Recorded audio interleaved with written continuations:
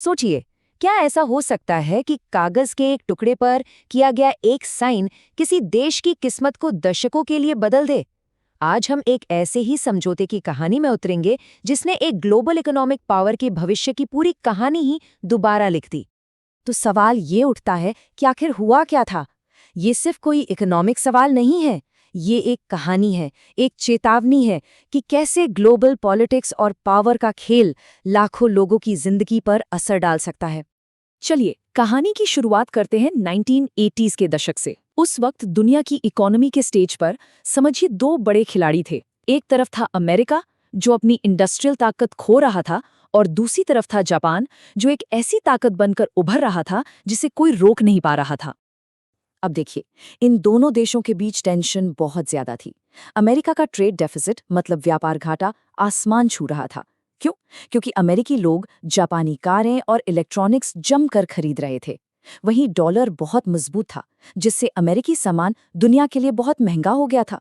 और दूसरी तरफ था जापान, जो अपनी बेहतरीन मैन्युफैक्चरिंग के दम पर दुनिया के बाजारों पर कब्जा करता जा रहा था। तो ये जो टेंशन बढ़ रही थी ना, इसकी वजह से दुनिया की सबसे बड़ी इकोनॉमीज को एक साथ आना पड़ा। न्यूयॉर्क के मशहूर प्लाजा होटल में वो एक समाधान के साथ सामने आए। लेकिन इस समाधान के नतीजे इतने खतरनाक होने वाले थे जिसकी शायद किसी ने कल्पना भी नहीं की थी। और ये सिर्फ कोई आम देश नहीं थे, ये उस समय की 5 सबसे बड़ी इंडस्ट्रियल पावर थी, जो ग्लोबल इकोनॉमी का इंजन चलाती थी। यहाँ एक बात और समझनी होगी, जापान पर अमेरिका का जबरदस्त पॉलिटिकल प्रेशर था। उन्हें डर था कि अगर वो बात नहीं मानेंगे तो अमेरिका उनके सामानों पर भारी टैक्स लगा देगा, जो उनके एक्सपोर्ट पर टिकी अर्थव्यवस्था के लिए बहुत घातक होता। तो इस समझौते का मकसद, आप कह सकते हैं, बिल्कुल सीधा था। अमेरिकी डॉलर की वैल्यू को जानबूझकर नीचे लाना, ताकि अमेरिकी एक्सपोर्ट्स सस्ते हो जाएं और दुनिया में बिक सके। और जाहिर है, इसका सबसे ज्यादा असर जापानीज येन पर पड़ना था।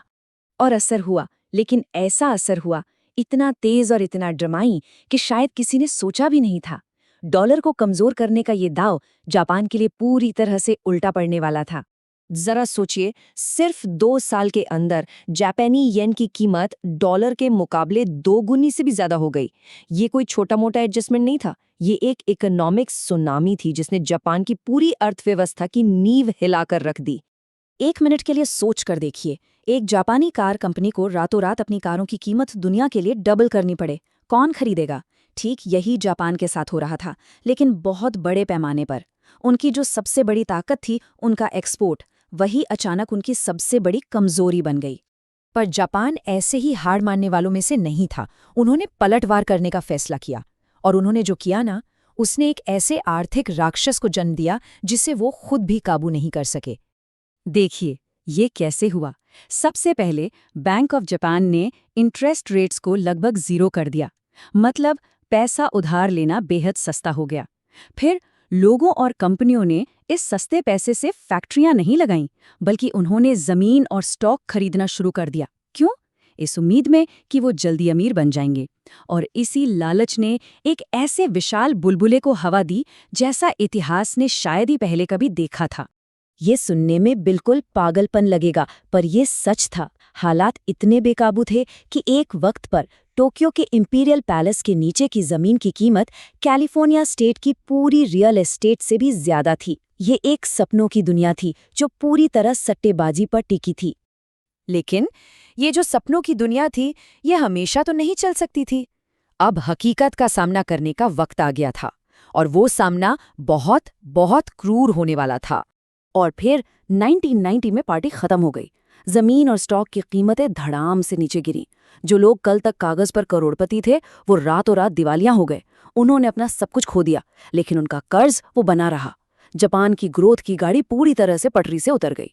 और ये कोई 1-2 साल की मंदी नहीं थी, ये एक ऐसा ठहराव था जो दशकों तक चला। इसे पहले खोया हुआ दशक कहा गया, फिर दूसरा और फिर तीसरा। कई इकोनॉमिस्ट आज भी मानते हैं कि जापान उस एक समझौते और उसके बाद हुए इस क्रैश के असर से आज तक पूरी तरह उभर नहीं पाया है। तो इस पूरी कहानी का सबक क्या है?